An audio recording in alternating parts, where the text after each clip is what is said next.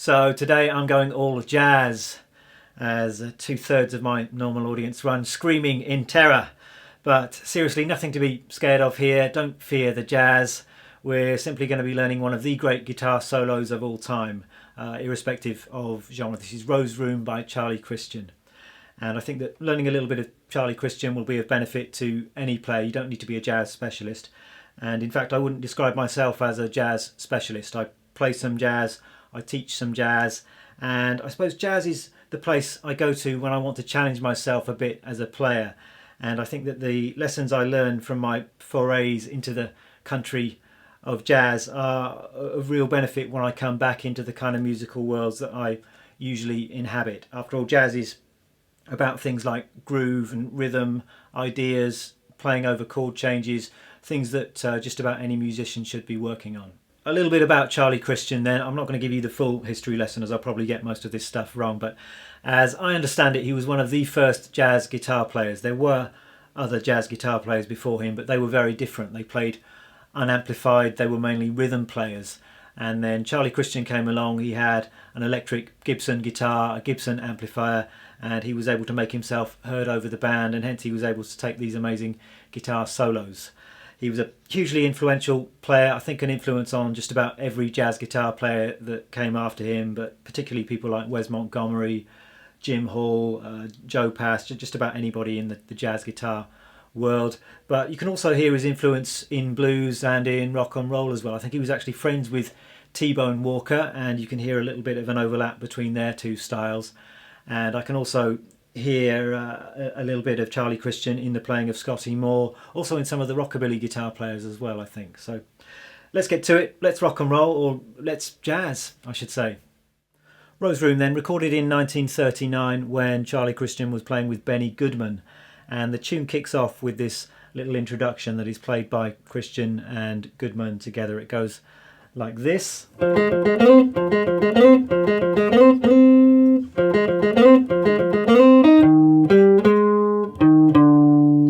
then we're into the tune proper, and Goodman takes the melody on his clarinet. I'm not sure if Charlie Christian is actually playing any rhythm guitar in this tune. I can't really detect that on the recording, but I think what I'd like to do is just take you through the harmony of this tune anyway. I'll take you through the chords that I was playing at the start of this video. I think it's a good idea just to get some idea of the harmonic backdrop we're dealing with here before we get into the solo itself. So we're in the key of A flat, and all of the changes here are fairly conventional jazz chord changes. I'm just going to take you through them fairly quickly. I don't want this to turn into a big rhythm guitar lesson, but I will put a detailed music and tab of this up on my website if you're interested in getting into these chords in a little bit more detail. So key of A flat, but we're starting on a B flat 7, which is, I suppose it's kind of the 2 chord of the key, or it's a secondary dominant if you want to get all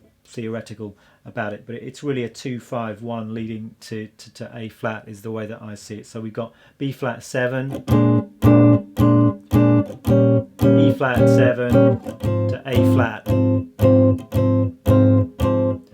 and the chords that I'm using here are quite common jazz voicings. I call these Freddie Green chords, and I'm playing the 3rd and the 7th. They're sometimes known as the guide tones. I'm playing those on the middle 2 strings, and then on the low E string I'm usually playing the root or perhaps the 5th, and they're really good sounding solid jazz chord voicings. I think some people refer to these as shell voicings these days, or that's not a term that I really use very much myself.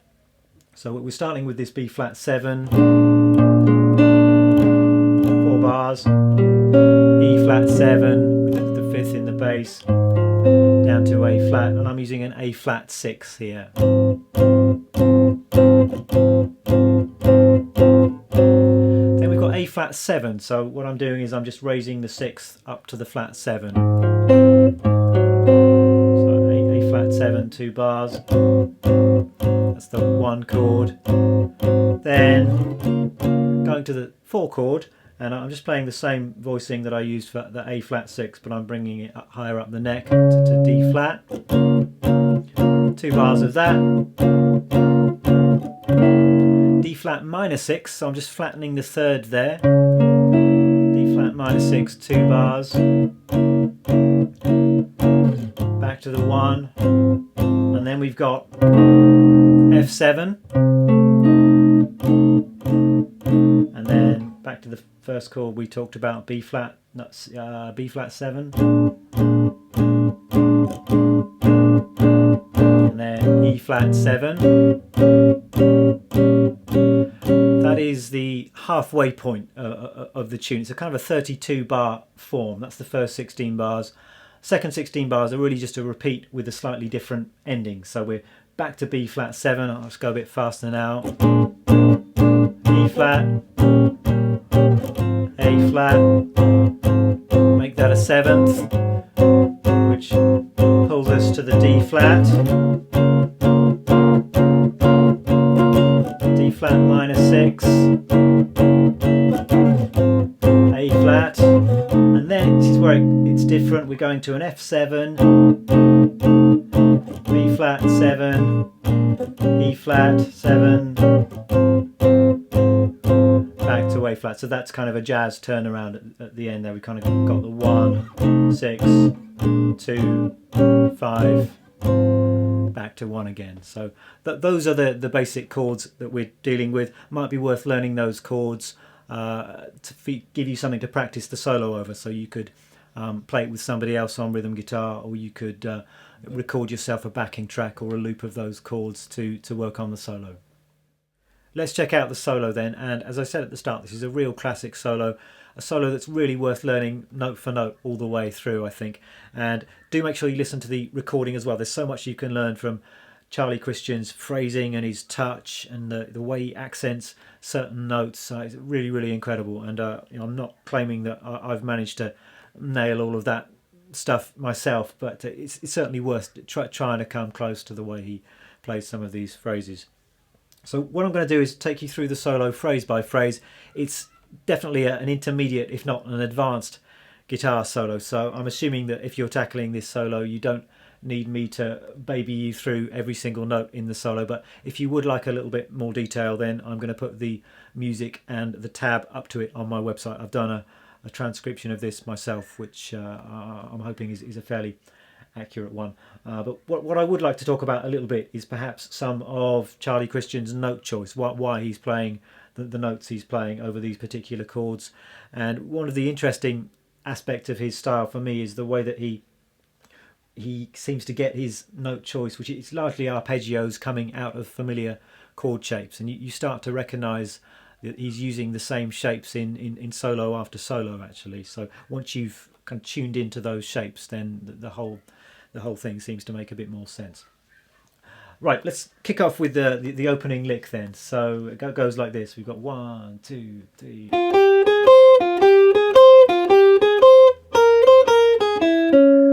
Let's just take it up. Well, let's just take that first repeating figure to start with, I think. So we're playing this over the B flat 7 chord, and as I said, he seems to be just playing out of these chord shapes quite a lot. So he's starting on the 5th, 6th, flat 7. Then the 9th on top. Just repeating that 3 times. Then we're going into the E flat 7 here, and Christian is doing this. This is a shape that Christian uses a lot. It's a little 3-note shape. I mean, on the surface of it, it looks like a kind of minor triad shape here, but since he's playing it against the E flat 7, it's giving us that kind of well, we've got the flat 7, we've got the flat 9 in there as well, so it's giving us a little bit of altered tension over the 5 chord, which is really nice. And then the next lick, that could be a T-Bone Walker lick. That's basically a blues lick played over the 1 chord. We've got you're doing that kind of circling the 3rd there with the fret above and below, and then coming up to the root there.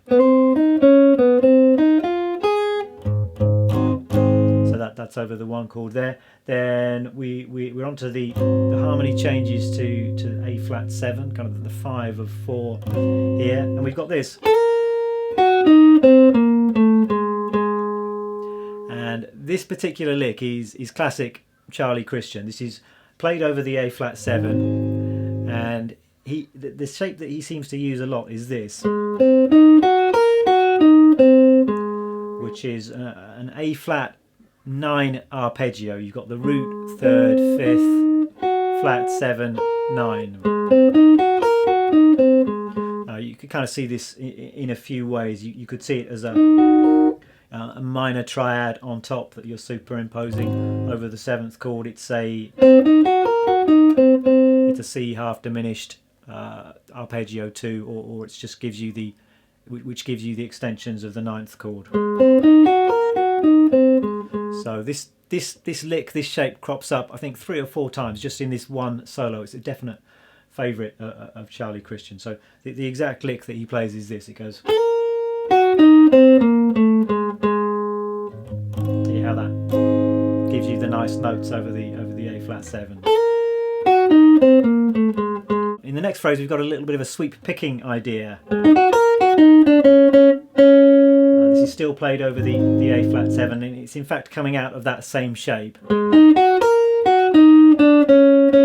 And we're resolving that to a D flat, which is the root of the next chord, the D flat 6.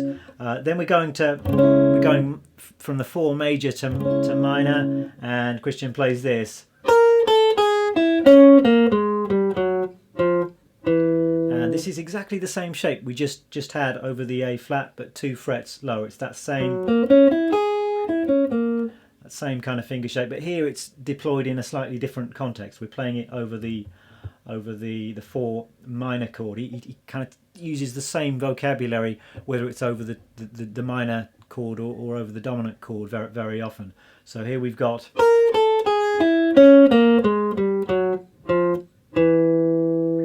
coming down to the minor 3rd there, and then going down to the 5th of the 1 chord. So 1, 2.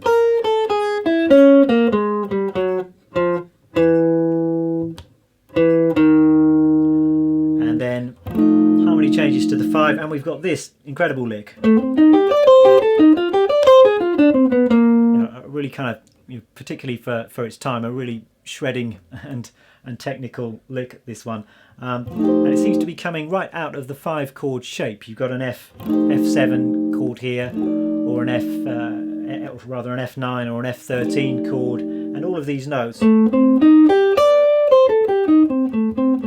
are coming right out of that shape. So this is all triplets, and we're going.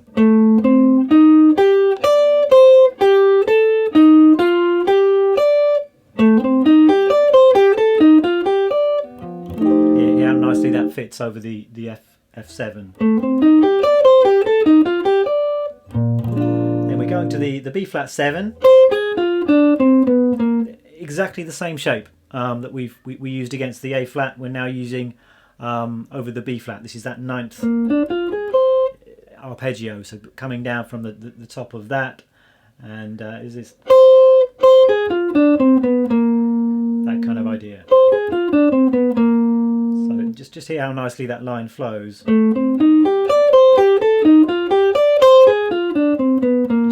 seamlessly making that chord change there. And then the last lick of the first half of the tune, again, it's really nice.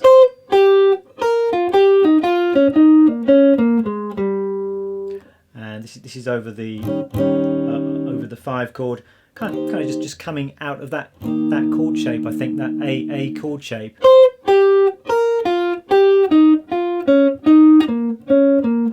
Lots of this kind of rolling of fingers required here, because we're playing all of these notes on the same fret. So we've got some 4ths and then some 3rds.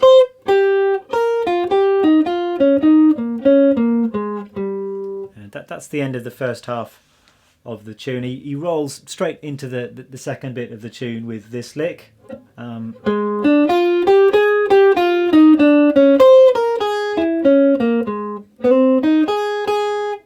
Really really nice, quite similar to what we've had before. We're playing out of that B flat 7 chord shape.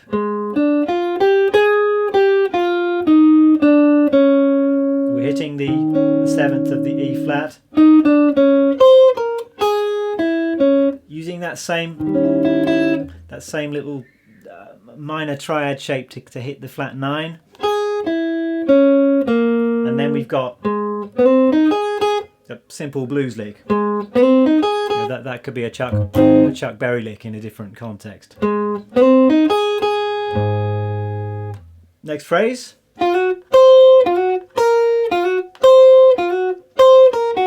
So this is a nice, just again, a simple repeated idea, just a little slide.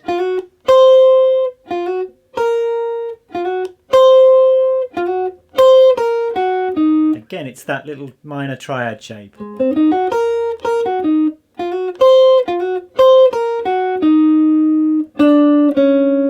Then we're hitting the D flat chord there. And then coming down a slightly different way there, we've got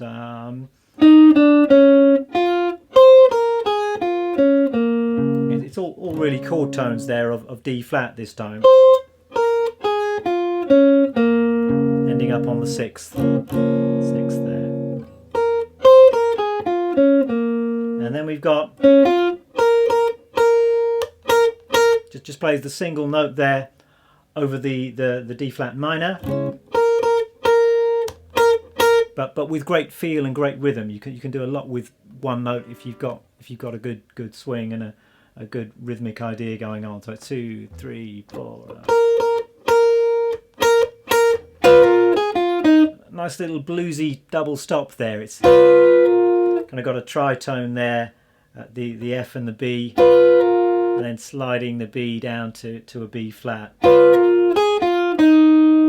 this is all still over the D flat minor.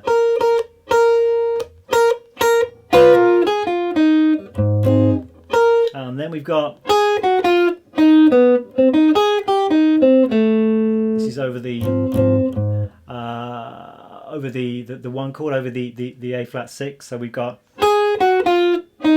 this is out of the chord shape again.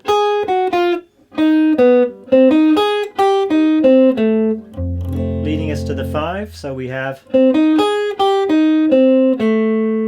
we've got a little sweep there again. The 5th and the 4th frets on the top 3 strings. And then over the F7, once again, we've got our 9th arpeggio shape.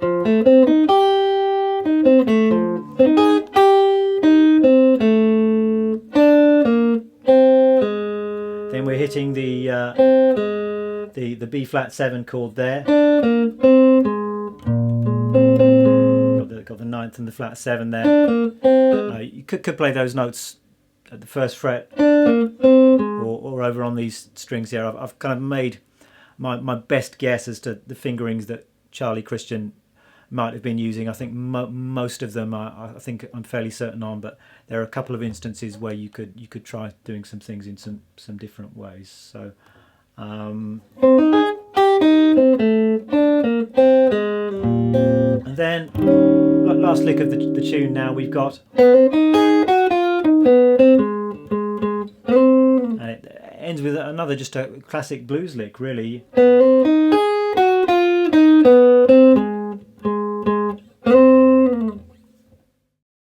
Let me finish by putting the whole solo together for you at a slow tempo, and I'm just going to get my metronome going here. I think with this solo, rhythm is the single most important thing here. The rhythm is absolutely great, so it's worth spending some time making sure you get that side of things absolutely correct. I've got my metronome here at 85 BPM, and a 1, 2, 3.